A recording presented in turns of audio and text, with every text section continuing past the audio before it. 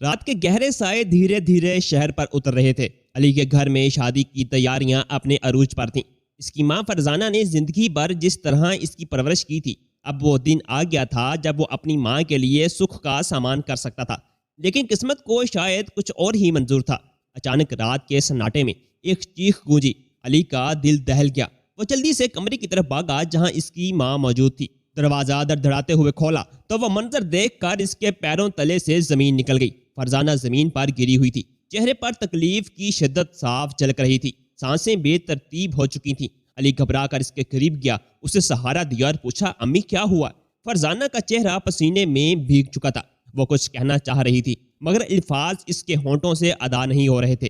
علی نے جلدی سے پانی کا گلاس دیا مگر اس کے ہاتھ کپ کپا رہے تھے۔ تھوڑی دیر بعد جب فرزانہ کے حواس کچھ بحال ہوئے تو اس نے علی کا ہاتھ تھاما اور کمزور آواز میں کہا، بیٹا مجھے ہسپتال لے چلو، کچھ بات کرنی ہے تم سے۔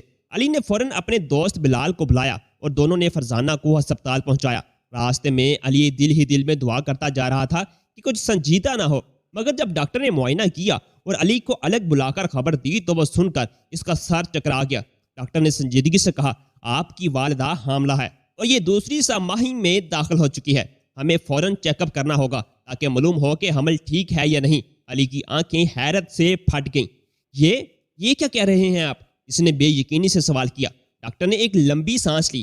جی یہ سچ ہے، آپ کی والدہ کا حمل بالکل نارمل ہے، مگر ان کی عمر اور صحت کے لحاظ سے ہمیں خصوصی دیکھ بھال کرنی ہے، آپ کو ان کا بہت خیال رکھنا ہوگا۔ علی کی نظریں دھندلانے لگیں۔ اس کا وہم ماں کے کردار کو شبے کی نگاہ سے دیکھنے لگا۔ اس کا خون کھولنے لگا کہ یہ کیسے ممکن تھا کہ ایک بیوہ عورت جس نے پوری زندگی تنہا گزاری وہ حاملہ ہو۔ علی کا سر چکرا گیا۔ جب وہ کمرے میں گیا تو ماں پرسکون بیٹھی تھی مگر اس کی آنکھوں میں نمی تھی۔ علی نے سخت لہجے میں کہا، امی یہ کیا معاملہ ہے؟ فرزانہ نے بے بسی سے اپنے بیٹے کی طرف دیکھا۔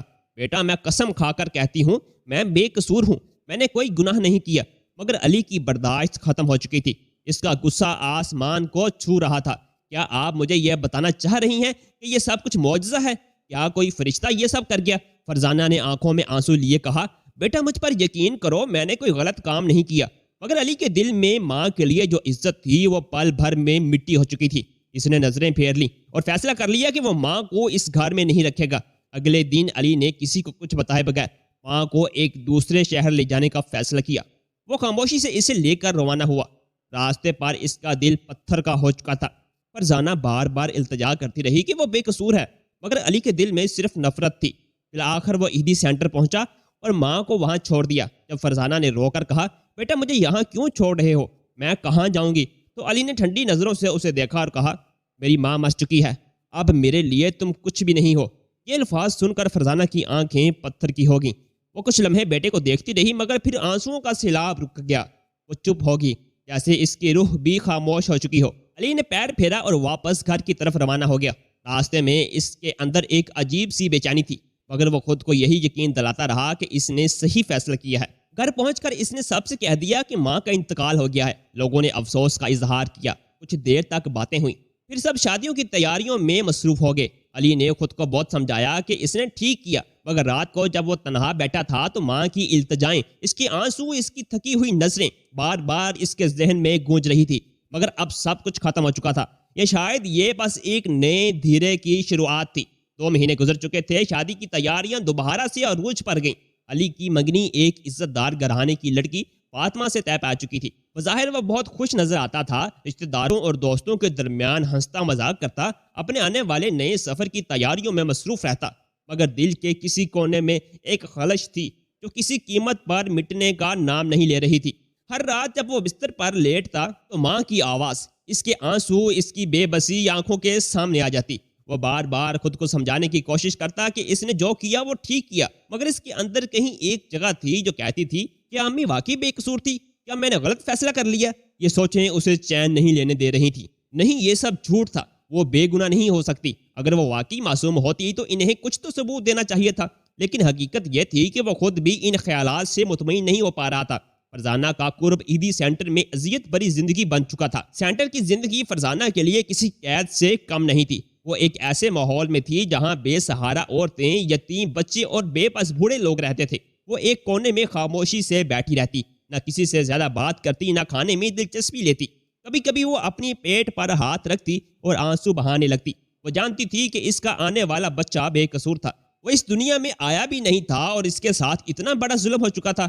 جب یہ بچہ پیدا ہوگا تو میں اسے کیا جواب دوں گی کہ اس کا بھائی جس کے لیے میں نے سب کچھ قربان کیا، اس کی ماں کو ٹھکرا کر چلا گیا؟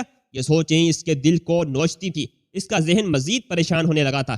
ایک دن جب علی بازار میں فاطمہ کے لیے شادی کا جوڑا خریدنے گیا تو ایک بوڑھی عورت نے اس سے بھیک مانگی۔ بیٹا اللہ کے نام پر کچھ دے دو، میری ماں نہیں ہے، میں بے سہارا ہوں۔ یہ الفاظ سن کر علی کے دل کو جیسے کسی نے مٹھی میں جکڑ لیا۔ اس کی آنکھوں میں اپنی ماں کا چہرہ گھوم گیا جو اس کی وجہ سے آج بے سہارا تھی۔ اس نے جلدی سے کچھ پیسے نکال کر عورت کے ہاتھ میں رکھے اور وہاں سے تیزی سے نکل گیا۔ اس کا دل اب اور زیادہ بے چین ہو چکا تھا۔ وہ رات کو بستر پر لیٹا تو ماں کی آوازیں اسے پھر سنائی دی۔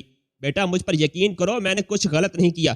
وہ تڑپ کر اٹھا، سینے میں شرابور تھا۔ اس نے پانی پیا اور کھڑکی سے باہر دیکھنے لگا۔ اسے ایسا لگنے لگا جیسے کوئی اس کے ساتھ کھڑا ہو، اسے ملامت کر رہا ہو۔ کیا میں نے واقعی غلطی کر دی؟ یہ سوال اب اس کا پیچھا کرنے لگا تھا، مگر وہ ابھی اتنے غصے سے سچ کا سامنا کرنے کو تیار نہیں تھا۔ بارات کا دن آیا تو علی کے چہرے پر ایک مصنوعی خوشی تھی۔ وہ سفید شیروانی اور سنہری صحرے میں سجا دوستوں اور رشتہ داروں کے بیچ بیٹھا ہوا تھا۔ ڈھول بج رہے تھے، مہمان ہنسی مذاق میں مصروف تھے اور ہر طرف خوشی کی فضا قائم تھی۔ علی بھی اسی لمحے کو انجوائے کرنے کی کوشش کر رہا تھا، لیکن اس کے دل کے کسی کونے میں ایک عجیب سا بوجھ تھا جو اسے بے چین کیے جا رہا تھا۔ کاش امی بھی اس خوشی میں ہوتی۔ یہ سوچ ذہن میں آتے ہی اس کا سر جھٹک گیا۔ نہیں، وہ عورت میری ماں نہیں ہے، میں نے صحیح کیا ہے، وہ خود کو یقین دلانے لگا۔ بارات جیسے ہی دلہن کے گھر کے قریب پہنچی، اچانک پولیس کی گاڑیوں کا سائرن بجا۔ سب لوگ حیرت سے ادھر ادھر دیکھنے لگے۔ پولیس کی 4 گاڑیاں زوردار بریک لگا کر بارات کے پیچھے رکی۔ مہمانوں کے درمیان کھلبلی مچ گئی۔ ہر کوئی حیران تھا کہ آخر پولیس یہاں کیوں آئی ہے۔ پولیس افسر نے سخت نظروں سے علی کی طرف دیکھا اور تیزی سے اس کی طرف بڑھا۔ علی احمد، تمہیں ہمارے ساتھ چلنا ہوگا۔ اس کے ہاتھ لرز گئے، اس کے ماتھے پر پسینہ چمکنے لگا۔ مگر کیوں؟ میں نے کیا کیا ہے؟ علی کی آوازیں کپکپا رہی تھی۔ افسر نے ایک وارنٹ نکالا اور علی کے سامنے لہراتے ہوئے بولا، ہمیں تمہیں ابھی اسی وقت گرفتار کرنا ہوگا۔ یہ سنتے ہی بارات میں سناٹا چھا گیا۔ مہمانوں کی نظریں حقارت سے علی پر جم گئی، کچھ سرگوشیاں ہونے لگی۔ آخر علی نے ایسا کیا کر دیا؟ شاید کسی غیر قانونی کام میں ملوث تھا۔ یہی وجہ ہے کہ اس کی ماں شادی میں نہیں تھی۔ اس کی سچائی کھل گئی ہوگی۔ علی نے بے چینی سے پولیس افسر سے کہا، یہ سب غلط فہمی ہے، مجھے بس ایک موقع دے۔ لیکن اس کے کانوں میں سیٹیاں بجنے لگی۔ وہ ہکا بکا کھڑا رہ گیا۔ امی، یہ الفاظ اس کے اندر زلزلے کی طرح گونجنے لگے۔ وہ سوچ بھی نہیں سکتا تھا کہ ایسا ہوگا۔ فاطمہ کے گھر والے یہ سب دیکھ کر آگ بگولا ہو گئے۔ فاطمہ کے والد نے غصے سے کہا، ہم اپنی بیٹی کی شادی ایسے شخص سے کیسے کریں؟ فاطمہ کی ماں نے فاطمہ کا ہاتھ پکڑ کر اندر لے جاتے ہوئے کہا، یہ رشتہ ختم سمجھو۔ بارات منتشر ہونے لگی۔ علی کے خواب بکھر رہے تھے، اس کے عزائم زمین بوس ہو رہے تھے۔ پولیس نے علی کے ہاتھوں میں ہتھکڑیاں ڈال دی اور سخت لہجے میں کہا، اب تمہیں عدالت میں اپنی صفائی دینی ہوگی۔ بارات کے لوگ خاموش تماشائی بنے یہ سب دیکھ رہے تھے۔ علی کو گاڑی میں بٹھایا گیا اور گاڑیاں دھول اڑاتی ہوئی وہاں سے نکل گئی۔ یہ بارات نہیں، علی کی زندگی کا سب سے بڑا طوفان تھا۔ رات کا اندھیرا چھا چکا تھا، مگر علی کی زندگی میں جو اندھیرا چھایا تھا وہ اس سے کہیں زیادہ بھیانک تھا۔ پولیس کی حراست سے ضمانت پر رہائی ملنے کے بعد وہ خود کو آزاد محسوس نہیں کر رہا تھا۔ وہ جیسے ہی اپنے گھر آیا، سب نے اسے عجیب نظروں سے دیکھا۔ اس کے رشتہ دار اور جاننے والے بھی اسے کترانے لگے تھے، لیکن علی کے لیے ان سب چیزوں کی اب کوئی اہمیت نہیں رہی تھی۔ اس کے دل میں ایک ہی چیز تھی، وہ عورت جسے میں نے اپنی زندگی سے نکال دیا تھا، آج وہی میری سب سے بڑی ضرورت بن چکی ہے۔ کہاں ہو امی؟ مجھے معاف کر دو، میں غلط تھا۔ یہی الفاظ اس کے ذہن میں بار بار گونج رہے تھے۔ سب سے پہلے علی نے عیدی سینٹر کا رخ کیا۔ وہاں پہنچ کر اس نے بے چینی سے استقبالیہ پر کھڑے آدمی سے پوچھا، یہاں ایک عورت تھی فرزانہ، کہاں ہے وہ؟ استقبالیہ پر بیٹھے شخص نے رجسٹر چیک کیا اور سر اٹھا کر کہا، وہ کچھ دن پہلے یہاں سے جا چکی ہے۔ کیا؟ کہاں گئی ہے؟ علی کے دل کی دھڑکنیں تیز ہو گئیں۔ یہ ہمیں معلوم نہیں، وہ کسی کو کچھ بتائے بغیر چلی گئی۔ شاید کسی نے اسے اپنے ساتھ لے لیا ہو، یا شاید وہ خود یہاں سے چلی گئی ہو۔ علی کے جسم میں جیسے جان ہی نہیں رہی۔ اس کے قدم لڑکھڑانے لگے، لیکن اس نے ہمت نہیں ہاری۔ وہ فوراً مختلف سرکاری اسپتالوں میں بھاگتا رہا۔ ہر جگہ جا کر وہ ایک ہی سوال کرتا کہ یہاں کوئی بوڑھی عورت آئی تھی جس کا نام فرزانہ ہو، لیکن ہر جگہ سے اسے ایک ہی جواب ملتا نہیں۔ اس نے فٹ پاتھوں پر لیٹی ہوئی بوڑھی عورتوں سے پوچھا، کیا آپ نے ایک بوڑھی عورت دیکھی ہے جن کے چہرے پر تکلیف کے آثار ہوں، جو ہر وقت کسی کو یاد کر کے آنسو بہاتی ہو؟ کوئی اسے سوال یا نظروں سے دیکھتا، کوئی کندھا اچکا کر انکار کر دیتا، کوئی اسے دیوانہ سمجھ کر ہنستا۔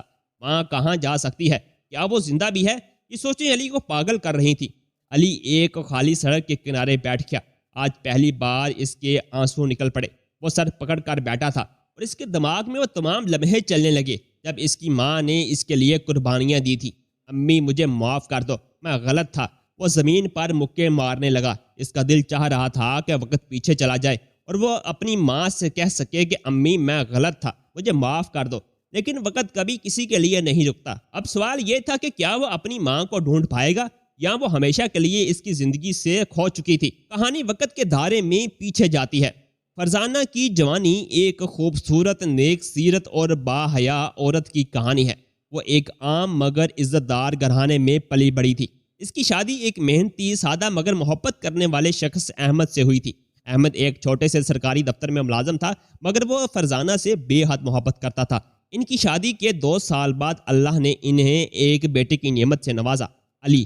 یہ دونوں کے خوابوں کا مرکز تھا، ان کی امیدوں کا چراغ تھا۔ احمد ہمیشہ کہتا، فرزانہ علی کو ہم بہترین تعلیم دیں گے، اسے بڑا آدمی بنائیں گے، اور فرزانہ ہنستے ہوئے جواب دیتی، ہاں وہ دنیا کا سب سے نیک اور کامیاب بیٹا ہوگا۔ لیکن زندگی ہمیشہ وعدے نہیں نبھاتی۔ علی ابھی 5 سال کا تھا جب ایک صبح احمد کام پر گیا اور شام کو کبھی واپس نہ آیا۔ دفتر سے واپسی پر ایک تیز رفتار گاڑی نے اسے کچل دیا تھا۔ جب فرزانہ کو اطلاع ملی تو اس کی دنیا اجڑ گئی۔ وہ ایک پل میں بیوہ ہوگی۔